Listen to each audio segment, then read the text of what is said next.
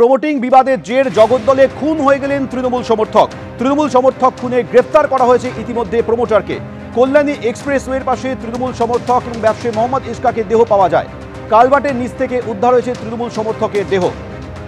জগদ্দলের ঘটনা, যেখানে খুন হয়ে গেলেন তৃণমূল সমর্থক। প্রমোটিং বিবাদের জেরে এই খুন বলে মনে করা হচ্ছে।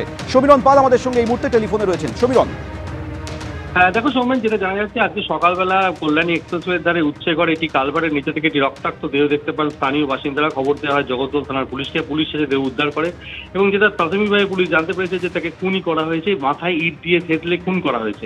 এরপর দেহ উদ্ধার করে তদন্ত নেমে জানতে পেরেছে তার বাড়ি কাকিনাড়ার মানিকপীর এলাকায় এবং তার সঙ্গে স্থানীয় প্রমোটার রশিদ পিন্টুর দীর্ঘদিন ধরে বিবাদ চলছিল। কেন এই ইস্তিয়াক করেছি সে থাকতো হচ্ছে মানিকপীর এলাকায় এবং পেশায় মাংস ব্যবসায়ী, এবং তারা যে জায়গায় ভাড়া থাকতো সেখানে প্রমোটিং করছিল রশিদ। এই প্রমোটিং এ ঘর পাওয়া নিয়ে দীর্ঘদিন ধরে বিবাদ চলছিল এবং বিবাদ বেশ কয়েকবার হাতাহাতি পর্যন্ত হয়েছিল। গতকাল এই রশিদই তাকে ফোন করে ডাকে ব্যারাকপুরে যাওয়ার জন্য। ব্যারাকপুরে একটি পানশালায় তারা মদ্যপান করে ফেরার পথে তখন ফাঁকা জায়গায় কল্যাণী এক্সপ্রেসওয়ের ধারে তাকে মাথায় ইট দিয়ে থেতলে খুন করে এবং সেই ঘটনায় ইতিমধ্যে গ্রেফতার করা হয়েছে একজনকে। ধন্যবাদ। যাদবপুরের পড়ুয়া অনামিকা মণ্ডলের মৃত্যু হলো কি করে? ময়নাতদন্তের প্রাথমিক রিপোর্টে বলা হচ্ছে জলে ডুবে মৃত্যু হয়েছে যাদবপুরের পড়ুয়া অনামিকা মণ্ডলের।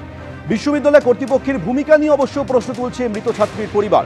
অনামিকা নেশা করতেন না তেমন তার পরিবারের তরফে দাবি করা হচ্ছে। অনামিকার সঙ্গে শেষবার কথা হয়েছিল বৃহস্পতিবার রাত 9:08।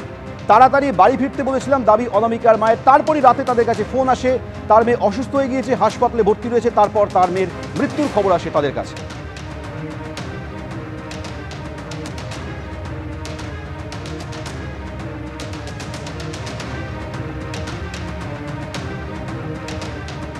অ্যানিমেশনের মাধ্যমে আপনাদের দেখাচ্ছি যেখানে এই ধরনের ঘটনা ঘটেছে। 4 নম্বর গেট, যাদবপুর বিশ্ববিদ্যালয়ের 4 নম্বর গেট, সেখান থেকে যে ঝিল রয়েছে সেই ঝিলের পাড়ে এই অনামিকা মণ্ডলের দেহ পাওয়া যায়। কিন্তু কি করে তার মৃত্যু হলো সেই বিষয়টি নিয়ে যখন প্রশ্ন উঠছে, ময়নাতদন্তের প্রাথমিক রিপোর্টে বলা হচ্ছে জলে ডুবেই মৃত্যু হয়েছে, যদিও বিশ্ববিদ্যালয় কর্তৃপক্ষের ভূমিকা নিয়ে প্রশ্ন তুলছে মৃতের পরিবার।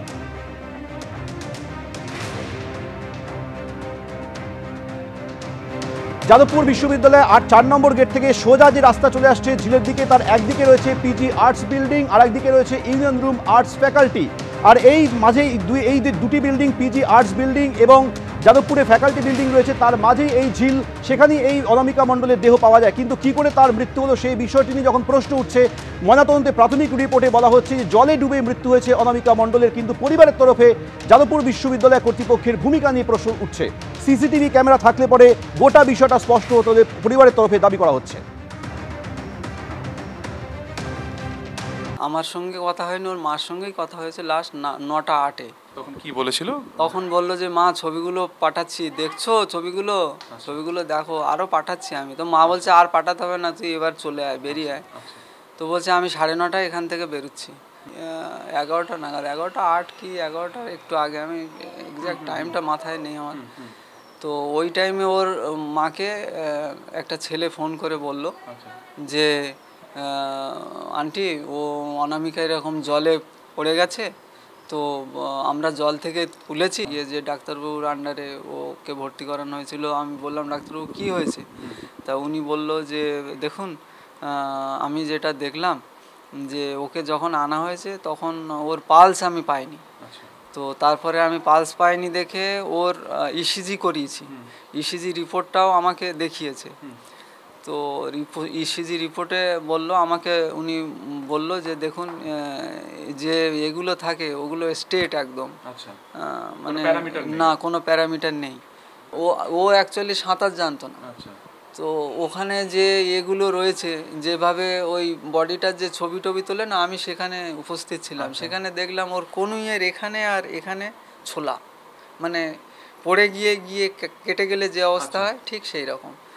তো আমার মনে হয় যেটা ওখানে বাথরুমটা আমি দেখেছি, বাথরুমটা একদম পুকুর পাড়ে, আর ওখানে কোনো রেলিং আমার ওখানে একটু ছিল না। এবার ওখানে অনুষ্ঠান হচ্ছে বলে বোধহয় ওখানে বন্ধ টন্ধ কি করেছে ওরা, মানে রাস্তাটা। তো আমার যেটা মনে হলো, আমি খুব চিন্তা করছি যে ওই পেছন দিক দিয়ে হয়তো বাথরুমে যাচ্ছিল, বারবার এইরকম ঘটনা হচ্ছে। তো ওখানে যে ছেলেটা আগে মারা গেল ও সেই বছরই ভর্তি হয়। তো যাই হোক, আমার ইচ্ছা ছিল না, কিন্তু ওর খুব যাদবপুরে পড়ার ইচ্ছা ছিল। আপনার ইচ্ছে চেয়ানো ছিল না? আমার ইচ্ছা ছিল না এই কারণে যে আমার ঠিক এত দূরে ও যাবে, আমি চাইছিলাম কোনো হোস্টেলে থেকে ও পড়াশুনো করুক। যে মেয়ের এই হাতের যে দুটো কোনোইর দিক বলেন, ডান আর বা, এই দুটো জায়গাতে আঘাত ছাড়া আর কোথাও আঘাত ছিল বলে দেখেছেন? কোথাও দেখিনি, আর কোথাও আঘাত নেই। ময়নাতদন্তে প্রাথমিক রিপোর্টে অনামিকা মণ্ডলের মৃত্যু জলে ডুবে হয়েছে বলে রিপোর্টে বলা হলো। পরিবারের তরফে তাদের মেয়ের মৃত্যু নিয়ে তারা সন্দিহান। কোনো মার সন্তান যে আমার চলে গেছে, কারোর ওরকম যেন না হয়, কোনো শত্রু না হয়, ওরকম কোনো শত্রু না হয়, এইটা কাটুক। আমার এইটাই অনুরোধ সবার জন্যে আমার মেয়েটার ওইটাই কাটুক। বিশ্ববিদ্যালয়ের কাফিলে তিনি কিছু বলতে চান?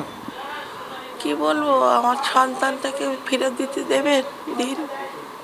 আপনারা যার যেটা বলতে বলবেন আমি সেটা বলবো, কিন্তু আমার সন্তানটা ফেরত দিতে পারবেন। যাদবপুর বিশ্ববিদ্যালয়ের পড়ুয়া অনামিকা মণ্ডলের মৃত্যু হয়েছে জলে ডুবেই। ময়নাতদন্তে প্রাথমিক রিপোর্টে এমন বলা হলো। পরিবারের তরফে সন্দিহান। তারা বলছেন যে বৃহস্পতিবার রাত 9:08 শেষবার তাদের মেয়ের সঙ্গে কথা হয়েছিল। এরপর রাত্রি 11টা নাগাদ ফোন আসে তাদের মেয়ের মৃত্যু হয়েছে।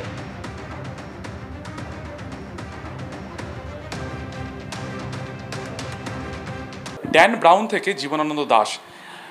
অনামিকা মণ্ডলের প্রিয় ছিল এই প্রত্যেক লেখকেরই লেখা বা তাদের লেখা উপন্যাস। ঠিক আমরা যে ঘরে এই মুহূর্তে দাঁড়িয়ে রয়েছি নিমতা এলাকার, সেখান থেকে বৃহস্পতিবার সকালবেলা অন্যান্য দিনের মতন ইউনিভার্সিটিতে বা বিশ্ববিদ্যালয়ে তিনি গিয়েছিলেন। রাত্রি 9টার কিছু পরে মাকে ফোন করে বলেছিলেন যে বাউল গানের একটি সাংস্কৃতিক অনুষ্ঠান চলছে, সেই অনুষ্ঠান শোনার পরে তিনি দ্রুত বাড়িতে ফিরে আসবেন। কিন্তু তারপরেই এলো সে মৃত্যু সংবাদ। স্বাভাবিকভাবে তারপরে গোটা পরিবার ভেঙে পড়েছে একমাত্র কন্যা সন্তানকে হারানোর পরে। ঠিক যে ঘরে আমরা এই মুহূর্তে দাঁড়িয়ে রয়েছি সেখানেই থাকতেন অনামিকা মণ্ডল। দেখা যাচ্ছে দেওয়ালে তারই আঁকা প্রচুর ছবি এখানে রয়েছে, পেপার কাটিং এখানে রয়েছে, এবং দেওয়াল আলমারি জুড়ে তার প্রিয় লেখকের লেখনী এখানে রয়েছে। দেখানোর চেষ্টা করব, এই হচ্ছে তার হাতের আঁকা। বিভিন্ন সময় একেবারে মনের যে কল্পনা তা রঙের আকার দিয়ে আঁকতেন এখানে বসেই অনামিকা, কিন্তু এবং তার বইও পড়ে রয়েছে এখানে। ইংলিশ ডিপার্টমেন্টের 3য় বর্ষের স্টুডেন্ট অনামিকার মৃত্যুতে কার্যত শোকস্তব্ধ গোটা পরিবার। তার পাশাপাশি পরিবারের পাশাপাশি পাড়ার যারা বাসিন্দারা রয়েছেন তারাও কিন্তু বলছেন যে অত্যন্ত মেধাবী ছিলেন কিন্তু অনামিকা। স্বাভাবিকভাবে তার মৃত্যুর ঘটনাতে ভেঙে পড়েছে এই গোটা পরিবার, এবং তারা এই মুহূর্তে তাদের মেয়ের মৃত্যুর তদন্তের দাবি করছেন। ক্যামেরা শান্তনু দত্তের সঙ্গে সুকান্ত মুখোপাধ্যায়, এবিপি আনন্দ, নিমতা।